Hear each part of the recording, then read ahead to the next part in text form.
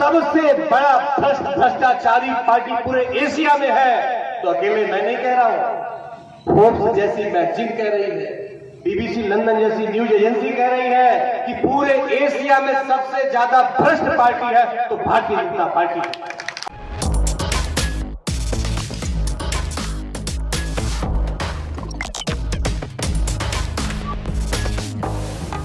सबसे बड़ा भ्रष्टाचारी पार्टी पूरे एशिया में है, तो अकेले मैं नहीं कह रहा हूं, फोर्ब्स जैसी मैगजीन कह रही है, बीबीसी लंदन जैसी न्यूज एजेंसी कह रही है कि पूरे एशिया में सबसे ज्यादा भ्रष्ट पार्टी है तो भारतीय जनता पार्टी है। और आज ये साबित हो गया है, जिन लोगों ने जबरदस्ती कोरोना में वैक्सीन लगाई और ये डर फैलाया कि जिसको वैक्सीन नहीं लगेगी उसको राशन नहीं मिलेगा, याद है कि नहीं याद है? जिसको वैक्सीन नहीं लगेगी वो हवाई जहाज और रेलवे का टिकट नहीं खरीद सकेगा। क्या खेला था उसके अंदर? बड़ी बड़ी फोटो छपी थी, धन्यवाद मोदी जी, पिंडा पार गए मोदी जी, इंजेक्शन लगा दिया। और अभी क्या सामने आया कि उस इंजेक्शन के लगने से उस कंपनी ने माना है कि खून के धक्के जम जा रहे, लोगों का हार्ट अटैक हो जा रहा है। इसीलिए आए दिन आप सुनते हैं 35 साल का आदमी, 25 साल का नौजवान, 20 साल का नौजवान अभी खेल रहा था, एकाएक मर गया। कैसे? डॉक्टर ने बताया कि हार्ट अटैक हो गया। जिसने बूस्टर डोज लगाई थी, कंपनी ने स्वीकार किया है और उस पर फोटो भी लगी थी, अब फोटो हटा दी गई। और तो माननीय उच्चतम न्यायालय के बाद, संविधान के हस्तक्षेप के बाद पता चला कि उस कंपनी ने चंदा दिया था करोड़ों करोड़ों रुपए, इसलिए वैक्सीन लगाई जा रही थी। गोमांस का धंधा करने वाली कंपनी चंदा दी थी, पाकिस्तान और चाइना की कंपनी चंदा दी थी। तो ये चंदा चोर लोग हैं जो चंदा लेकर के पूरे देश को चोर बनाते हैं और सारा आपकी गाड़ी कमाई का पैसा अपने चोर मित्रों को देकर देश से भगा देते हैं। इसलिए आपको इनसे बहुत सावधान रहने की जरूरत है। खास तौर पे मैं नौजवानों से कहूंगा, युवाओं से कहूंगा, इतनी बड़ी तादाद में हर साल बच्चे पढ़ लिख कर बेरोजगार हो रहे हैं।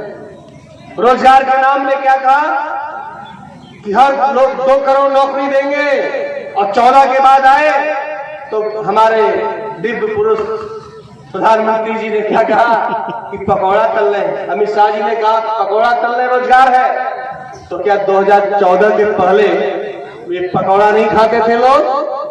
क्या घरों में पकौड़ी नहीं बनती थी? क्या लोग नहीं खाते थे? ये केवल धोखा है। आज मैं आपको बताना चाहता हूं, 4 साल का अग्निवीर योजना लाए हैं।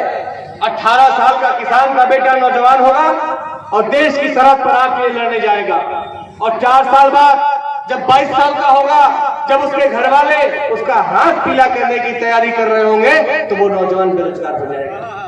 जब वो नौजवान बेरोजगार हो जाएगा तो क्या उसकी शादी होगी? सगाई कर दिए रहेंगे घर वाले, माँ बाप सोचेंगे बहू लाएंगे, और 4 साल बाद बेटा विदाई में आएगा कि नौकरी चली गई। पता चलेगा जो ब्याह पर अच्छा तिलक सब हुआ था ना, सब लिस्ट पड़ जाएगी थाने में वापसी की, सब वापस होने लग जाएगा।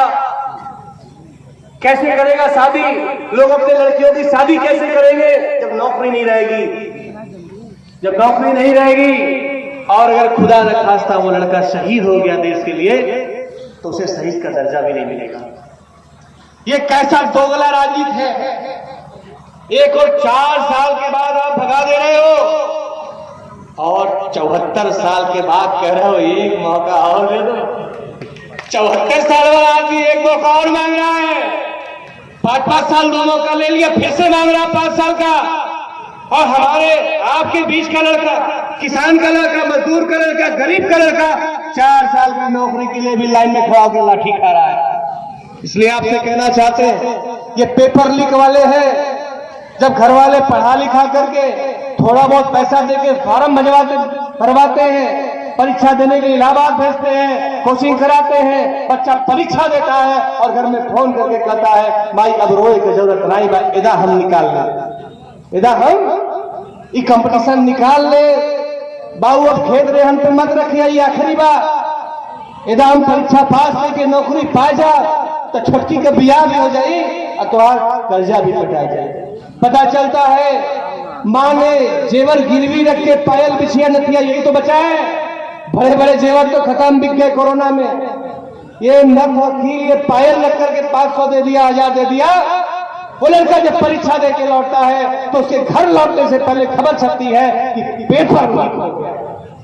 इस बार सौगंध उन सब नौजवानों की, इस बार हम वोट लीक करेंगे और ये वोट भाजपा का लीक होगा और एक एक वोट इंडिया गठबंधन को पड़ेगा। इसलिए आपसे कहना चाहते किसी बहकावे में हम लोग को नहीं आना है।